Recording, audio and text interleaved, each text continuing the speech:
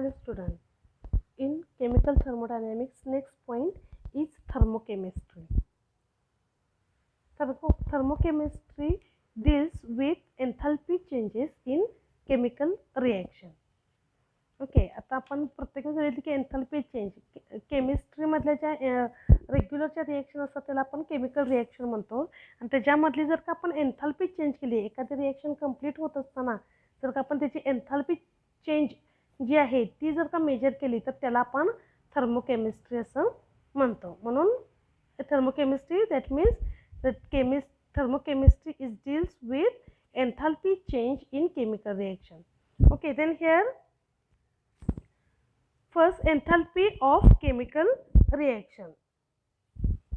Enthalpy of a chemical reaction is the difference between sum of enthalpies of product and that of reactant with each other in a definite physical state and their amount, that is moles, being represented by the coefficient in balance equation of the reaction. साधारण enthalpy of chemical reaction याचा अर्थ काय तर difference between sum of enthalpies of product, म्हणजे आपण final minus initial जसं म्हणत होतो तसंच रिॲक्टंट आणि प्रोडक्ट. केमिकल रिएक्शनमध्ये रिॲक्टंट असणार आहे आणि प्रोडक्ट असणार आहे. So enthalpies of sum of enthalpies of product, त्यातून मायनस काय होणार आहे sum of enthalpies of reactant. That is final minus initial, ज्यामध्ये प्रोडक्ट हा फायनल असणार आहे आणि इनिशियल रिॲक्टंट असणार आहे. तर मग फायनल मायनस इनिशियल याच्यामध्ये पण सेमच येणार आहे. तो एन्थाल्पी चेंज ऑफ केमिकल रिॲक्शनमध्ये तुमचा सिम्पल हे येणार. सिम्पल रिॲक्शनमधला हा एक एक्झाम्पल घेतलेला आहे. Consider A plus B give C plus D.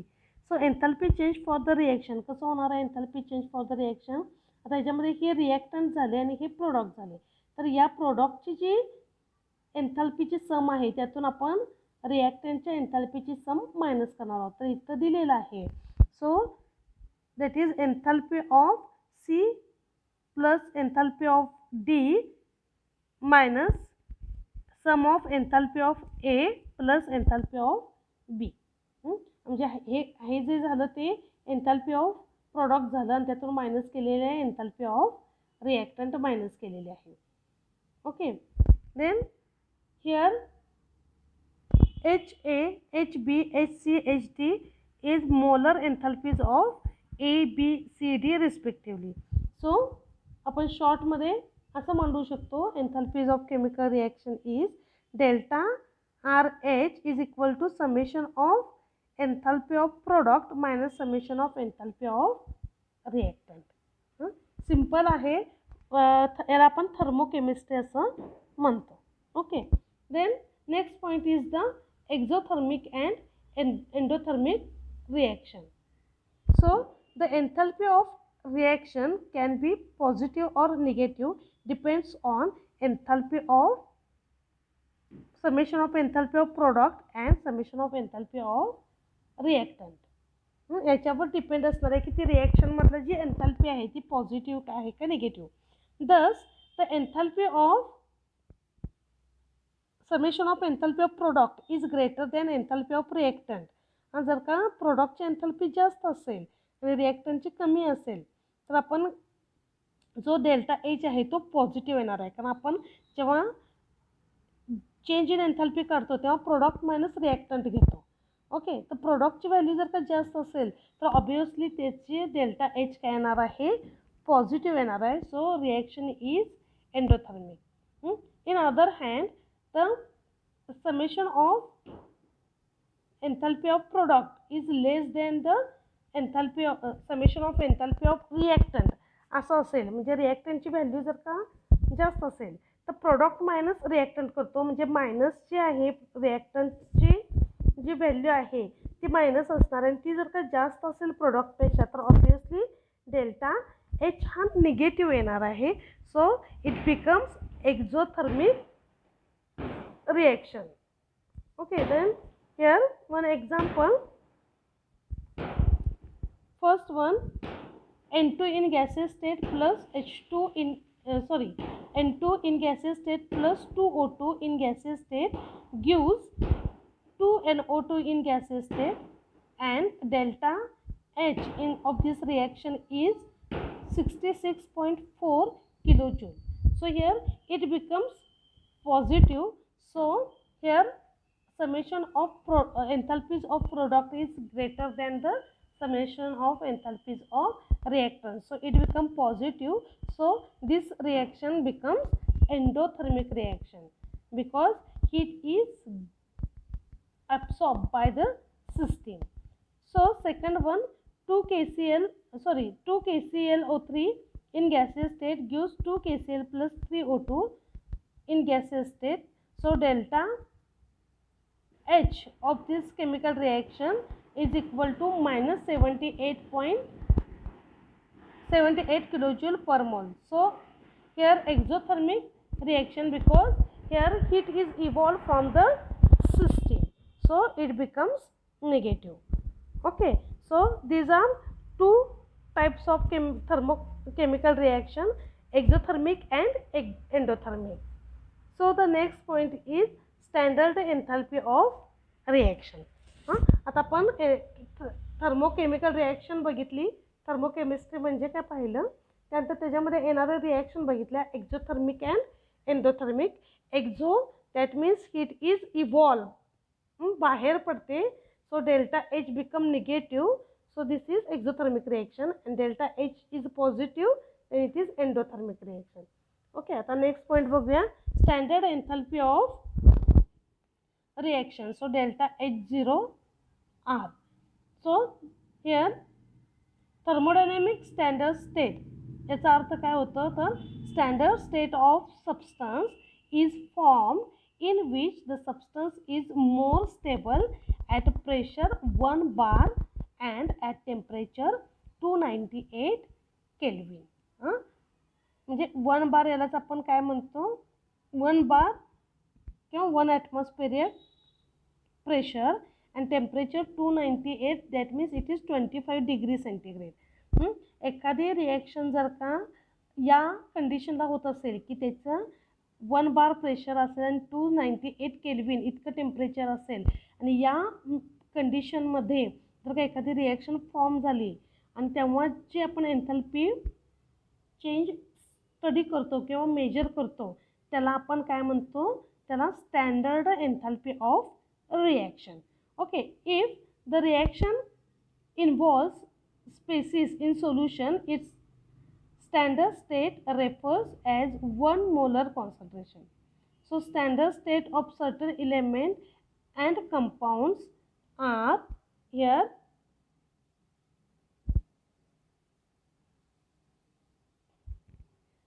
H2 in gaseous state, Hg in gaseous state, sodium in solid state and graphite, carbon, then C2H5OH in liquid state, calcium carbonate in solid state, CO2 in gaseous state, water H2O in liquid state, refer to 1 bar and 25 degree centigrade or 1 atmosphere or 25 degree centigrade.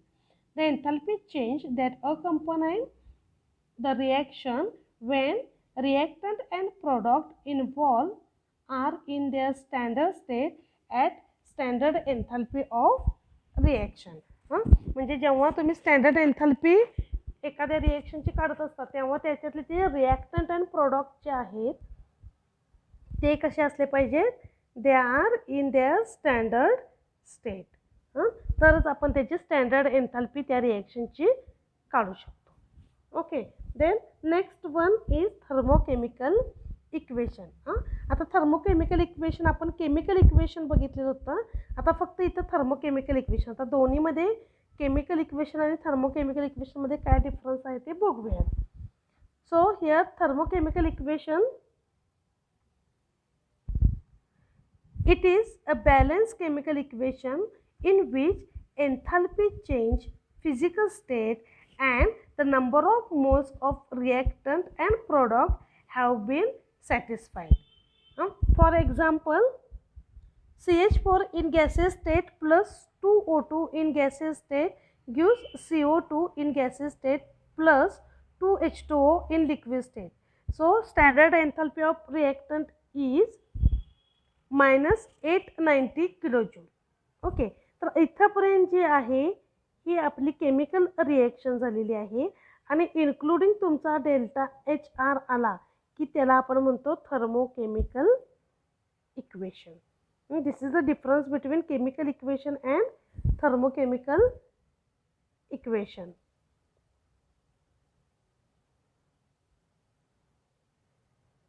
So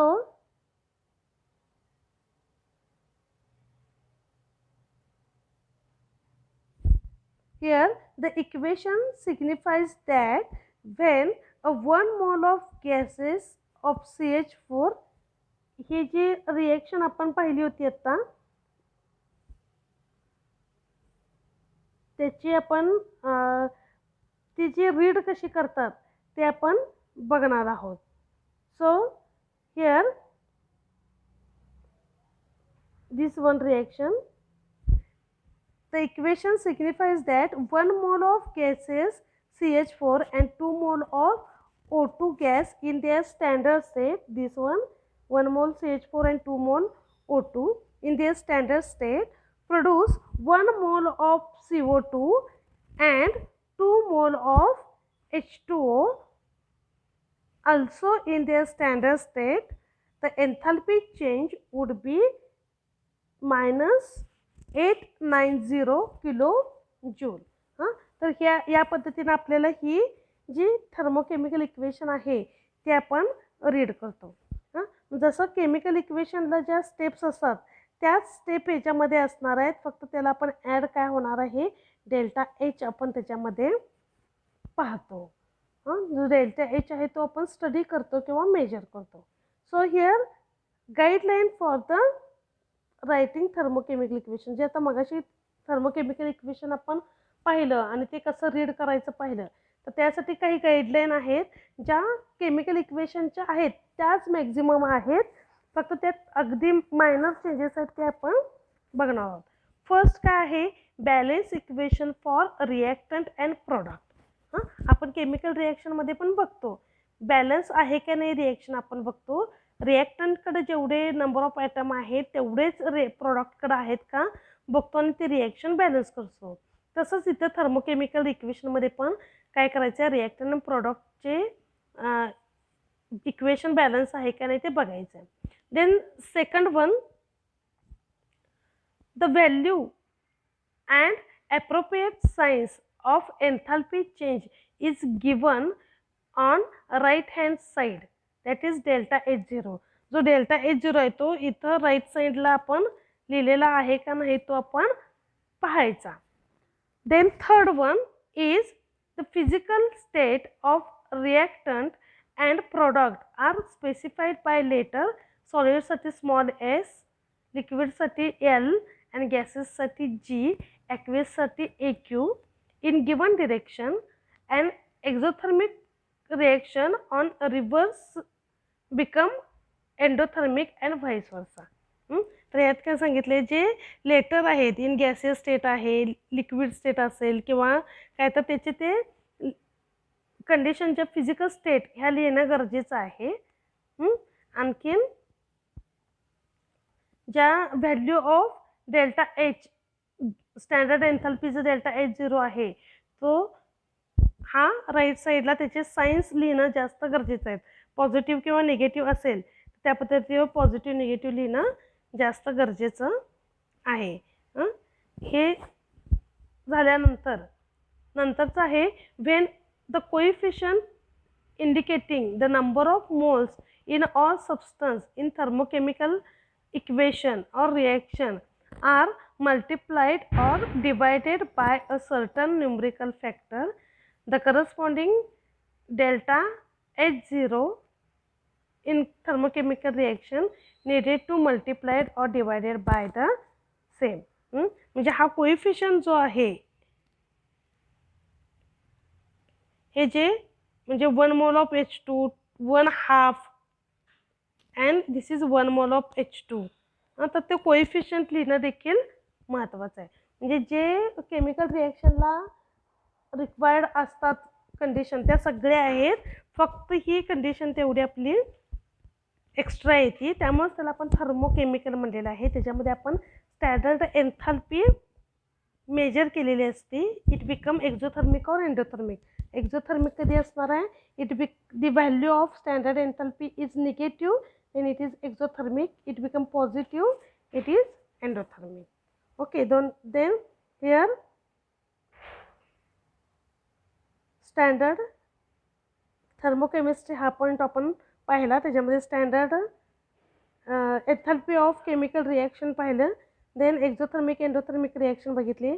तर standard enthalpy of reaction that is 1 bar and 298 kelvin किंवा 25 degree centigrade kelvin, 25 degree centigrade temperature ह्या conditions जर का असतील आणि ह्या condition reactant आणि product दोघांचे असले आणि रिॲक्शन कॅरी आउट झाली तर आपण त्याला स्टँडर्ड एन्थाल्पी ऑफ रिॲक्शन म्हणतो.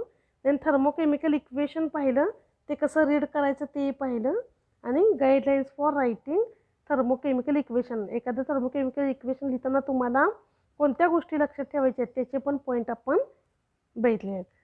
देन पुढच्या लेक्चरला आपण standard enthalpy of formation, then standard enthalpy for reaction, for standard enthalpies, हे जे काही पॉईंट आहेत हे आपण नेक्स्ट लेक्चरला पाहणार आहोत आणि त्याच्यावरचे प्रॉब्लेम देखील आपण पाहणार आहोत. Okay, thank you very much.